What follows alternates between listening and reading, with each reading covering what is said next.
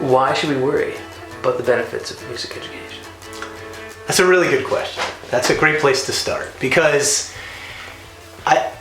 as a music educator, it's incredibly frustrating.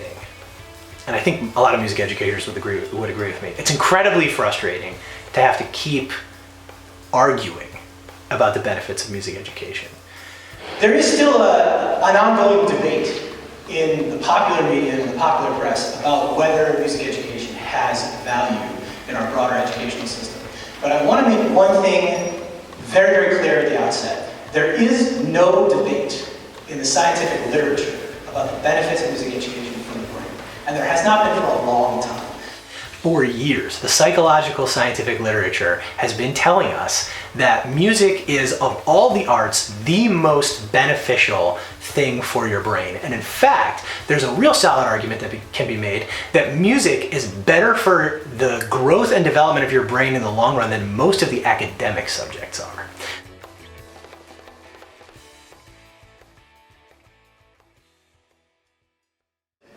Some of these tangible benefits include that music develops areas of the brain involved with language, reasoning, spatial intelligence, and creativity. It's also been shown to have corrective value for developmental delays associated with each of these areas. It increases reading ability. Singing in particular is effective for this. It increases phonemic awareness, so your awareness of the various sounds, the different phonemes that are in any language. But it also develops parts of the brains associated with language. So arts study in general is directly correlated with better grades and higher SAT scores. And actually, music is more highly correlated than any of the other arts in this regard.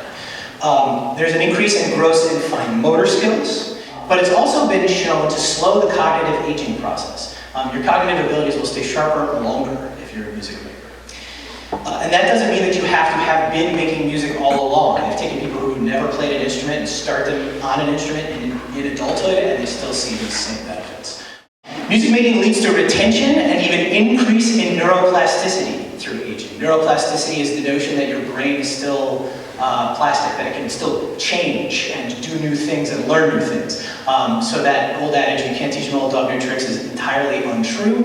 Music makers tend to have better retention of memory over the lifespan. So that's obviously very important in staving off later in life things like dementia, Alzheimer's. It's been shown to do very well in those regards.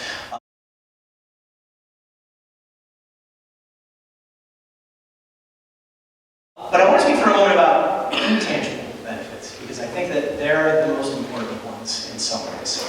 It enhances teamwork and a sense of community. Playing in an ensemble, of course, requires you to be able to work with other people in social situations. It promotes self-expression and self-esteem.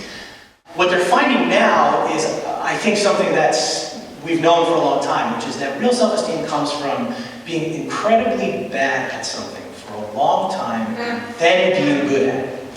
And that's really what playing an instrument is. And when you arrive at that point, eventually, that's self-esteem boosting in a way that being told you're doing a good job will just never approach. And musical performances encourage controlled risk-taking. It's directly correlated with a reduction in other types of risky behavior. So, particularly in certain age groups. Use your imagination. A teenager who plays a musical instrument might get out on stage and have a little bit of anxiety and feel like that's a risk-taking endeavor. And there are a lot of people who argue that teenagers who participate in that sort of a risk-taking endeavor are going to satisfy a certain desire for risk-taking that they're then not going to have to satisfy in other more destructive ways. So that's a really difficult benefit to measure, but it's something that we can see when we look at students who participate in music, and we see that rates of disciplinary problems tend to be lower with those kids. Very recently, Joanne Littman, who is an author for the New York Times, wrote an article entitled, "Is Music the Key to Success?" My reaction, of course, was duh. Yes. She cites a profusion of economically and culturally successful individuals, from film directors to business executives to government officials, all of whom study music seriously and many of whom continue to make music. The article does an excellent job of describing music's benefits in the lives of its subjects, benefits which are observable but not directly measurable. She quotes Paul Allen, who's a co-founder of Microsoft, who notes that music, quote, reinforces your confidence in the ability to create.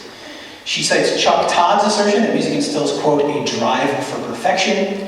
She also cites the former World Bank president, James D. Wolfensohn's observation that music, quote, helped him to understand the culture of people as distinct from their balance sheet. And so one of the things I think we want to be really careful of is when we look at music education, that we don't simply look at it in terms of tangible benefits. It would be easy to say, well, we've shown that music is good for the brain. Therefore, if you study music, you'll be smarter. And if you're smarter, you can go become a more productive member of society and you can make more money. Well, that's all great, but I think that music is much more important than that. And I think that the arts in general are much more important than that. And so what we want to not forget is that one of the most important things we have and one of the most valuable things that we have is our culture. And our culture is not tangible. Our culture is not measurable in numbers, but it's a very, very important thing. And so when you think about the value of music in our culture, and when individuals think about the value of music in their lives, it's really difficult to put a number on that. And if we don't value music education, that aspect of our lives will go away. And if it goes away, I think we'll feel that in a very tangible way, even though it's not numerically measurable. And so we're not just talking about doing music because it will pay off in a tangible way by getting a better job or being smarter, or getting better test scores. Even though all those things might happen, that's not really what it's about. It's about our culture, it's about our humanity. It's about what makes us human beings, is the art that we use to relate to each other and the art that enriches our lives every single day. And so if we ignore music education, we don't just ignore those tangible benefits, but we ignore those other much more immeasurable, but I think much, much more important aspects of what makes us human beings.